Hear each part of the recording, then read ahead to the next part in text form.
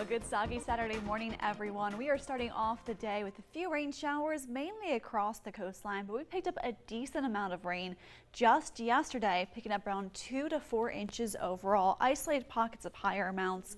And because that means the ground is already pretty soaked, it won't take much more rain that we will see later on today to make flooding a problem once again. Though right now we're starting off with just a few quick sprinkles out there, quick downpours though across the coastlines. We're currently looking at very heavy rain across Thomas Landing, and we'll continue with these rain showers on the slow moving side, all thanks to this trough that's still sitting across the southeast. It really hasn't budged. Our weather pattern has not changed too much from yesterday, being able to tap into all that moisture in the Gulf. Those ripples of heavy rain continue to travel across that trough.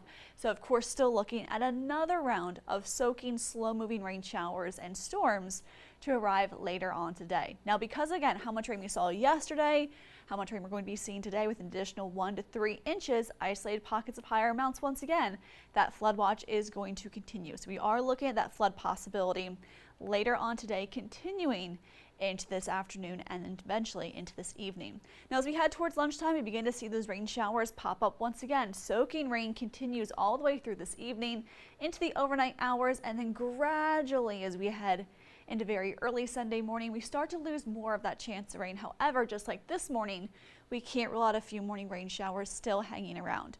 Now, overall for our Sunday tomorrow, it will be a slightly drier forecast, looking at a slightly lower chance of rain. There will still be rain throughout the area, just not nearly as widespread as what we saw yesterday and what we're going to be seeing later on today. The good news is, thanks to the rain as well as the clouds, temperatures will end up being cooler today. Look at that, 78 degrees for the high in Hampton as well as Sylvania. It's 83 degrees for the high in Savannah and 80 degrees in Metter. So for today, still looking at that soaking rain and flooding risk to continue. By tomorrow, there's a weak cold front that will eventually try to push that trough further offshore, giving us a somewhat drier day, looking at a few peaks of sunshine returning throughout our Sunday afternoon. Then as we head into very early next week, that cold front, it swings through, but again, it is on the weaker side, so we're not looking at a big temperature change behind that front. In fact, we'll just continue to warm up for Monday, but it will be a drier start to the week as we head from Monday, Tuesday into Wednesday.